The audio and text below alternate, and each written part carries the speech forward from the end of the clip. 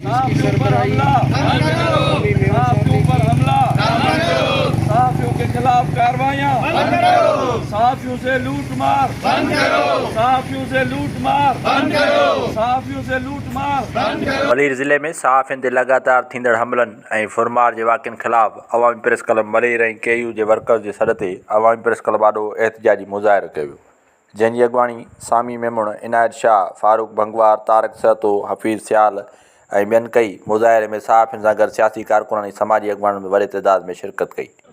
अवामी press club Malir जे मुसलसल सरगर्मियुनि जे करे, अवामी मसइलनि खे हाईलाइट करण जे करे असांजे ख़िलाफ़ इंतकामी कार्रवाइयूं शुरू कयूं वयूं आहिनि। असांजे इंतिहाई ज़िम्मेदार सहाफ़ी तारिक सहतो उहो पंहिंजे बचनि सां गॾु आयो पियो, उनखे घेरो कयो वियो आहे, उनखां फुरलुट कई वई आहे। KU जा जेका असांजा बशारत शाह ऐं जावेद अब्दाली आहिनि उनखां डिफेंस में कई वई आहे। हेॾां इम्तियाज़ मीर खे काला बोर्ड ते निशानो बनायो वियो आहे, अलाह साईं उनखे हयात ॾिनी आहे, बची वियो आहे। पर हीउ जेको ज़ुल्म आहे मुसलसल सहाफ़ियुनि जे ख़िलाफ़, इहो कॾहिं बर्दाश्त न कबो ऐं आउं इंतिहाई मज़म्मत थो करियां इंतिज़ामिया जी, ऐं ख़ासि तौर ते हिन थाणे जी, जंहिं ते SHO ॾे वियासीं त उहो नथो मिले, हेड मोरल ॾे वियासीं उन मिले, रुॻो दरख़्वास्तूं वठी वेही था रहनि।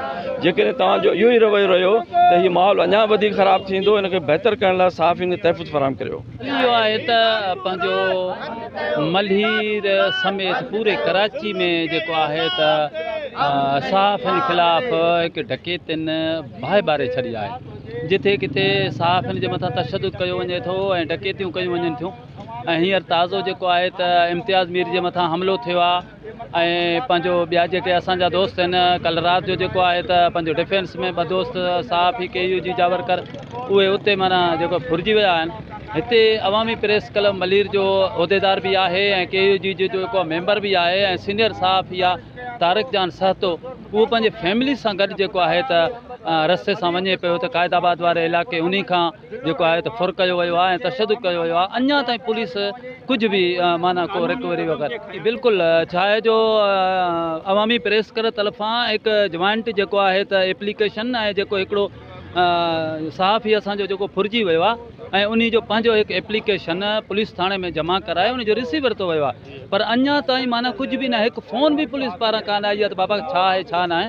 जेको आहे न ओवरऑल जेको न बदमनी जे वर चढ़ियल आहे, पर सभ खां वधीक कराची जो ज़िलो मलीर आहे जेको अमन जो गवारो हूंदो हो, लेकिन मलीर ज़िलो सभ खां वधीक मुतासिर आहे। इन गुज़िरियल ॾींहुं असांजो मलीर जो हिकिड़ो बेबाक सहाफ़ी अवामी प्रेस क्लब जो मेंबर तारिक जान सहते खां हथियार बंदनि राति जो जेको आहे न सरियाम फैमिली सां गॾु अचे पियो त क़ाइदाबाद पुल ते उनखे यरगमाल बनाए नक़दी ऐं मोबाइल करे फुर करे फ़रार थी विया आहिनि। इहो SSP मलीर ऐं DIG ईस्ट जे लाइ हिकिड़ो सवाल निशान आहे।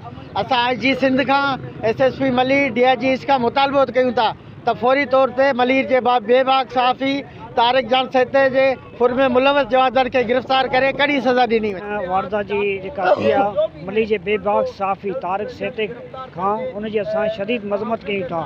मलीर अॼुकल्ह बदामनी जो गढ़ थी वियो आहे। असां DIG ईस्ट SSP मलीर खां इहो मुतालबो कयूं था त मलीर में अमन क़ाइमु कराइनि।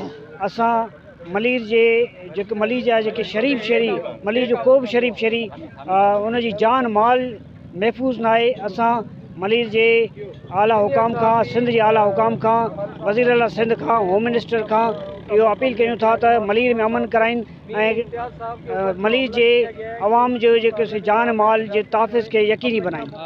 अवामी प्रेस क्लब रज़ाकाबाद ते असां इहो चवणु चाहियूं था त मलीर में जेको हीउ असांजो ज़िलो आहे इन में जेका हीअ दहशतगर्दी लूटमार ऐं जेके हींअर त हिकु वक़्तु अहिड़ो अची वियो आहे जो असांजे सहाफ़त ते बि हमला थियनि था। कल्ह ताज़ो ट्रोजियो जेको आहे असांजे सहाफ़ी मलीर जे अवामी प्रेस क्लब जे मेंबर तारिक जान सहतो जे मथां जेको हमिलो थिए इनखे ऐं लूटमार बि थिए, असां इन जी पुरज़ोर मज़म्मत कयूं था ऐं आला अख़्तियारनि खां इहो चऊं था त असांखे फौरी तौर इन जे जेके मुलज़िम आहिनि उन्हनि खे गिरफ़्तार कयो वञे। सॼी सिंध जेको आहे सो बदामनी डाकू राज जे वर चढ़ियल आहे ऐं जेको असांजो वॾे में वॾो शहर आहे कराची, ख़ासि कर उन जो वॾे में वॾो ज़िलो मलीर, उते बि बदमनी जेको आहे सो हर रोज़ु वधंदी वञे पई। हालांकि एतिरे क़दुरु जो हिते पुलिस वारनि जा लाश मिलनि पिया, पुलिस पाण जेको आहे सो महफ़ूज़ कोन्हे। उन जॻह ते जेको मज़लूमनि जो आवाज़ु आहे, कलम दड़ी आहे, उनखे जेको आहे सो उहे बि महफ़ूज़ न आहिनि। ॿ ॾींहं पहिरीं हिकु ॾींहुं पहिरीं असांजे मलीर जे सहाफ़ी तारिक जान सहतो खां फैमिली समेत गॾु हो त उन खां फुर थी वई आहे। असीं उन जी सख़्त लफ़्ज़नि में मज़मत कंदे ही IG सिंध खां मुतालबो कयूं था, SSP मलीर खां कोन था कयूं, छो जो उन ख़बर कोन्हे त उन जा पंहिंजा माण्हू महफ़ूज़ कोन्हे के, त उन खां कहिड़ो मुतालबो कयूं। IG सिंध खां असीं मुतालबो कयूं था त जेको आहे सो SSP समेत SHO ऐं अहिड़ा माण्हू रखो जेको घटि में घटि अमुन खे बहाल कराइनि। हिते माण्हू निकिरे थो मोबाइल जे खसिजी थी वञे, माण्हू मारियो थो वञे, पुलिस वारा पाण जेको आहे सो उन्हनि जा 1 महीने जे अंदरि 4 लाश मिलनि पिया। आम माण्हू खे कहिड़ो अवां तहफ़ुज़ ॾींदो, कहिड़ो जेको आहे हिते अमन बहाल थींदो। असांजो इहो मुतालबो आहे त जेको तारिक जान सहाफ़ी सां इंसाफ़ कयो वञे। इहो चवणो पियो पए त असांजी डिस्ट्रिक्ट मलीर में बदअमनी एतिरी त वधी वई आहे जो आम माण्हू सां गॾोगॾु हिन वक़्तु सहाफ़िन ते हमला बि थियनि पिया ऐं सहाफ़िन खे लुटियो पियो वञे, फुरियो पियो वञे। असल में मां जीअं औरंगी टाउन खां अचां पियो त राति जो क़ाइदाबाद जे पुल ते 2 नामालूम हथियारबंदनि मूंखे यरगमाल बणायो, मूंखां मोबाइल फ़ोन ऐं मूं वटि जेका बि रक़म हुई, कुझु सामान हुयो, उहो सरेआम लुटे हलिया विया।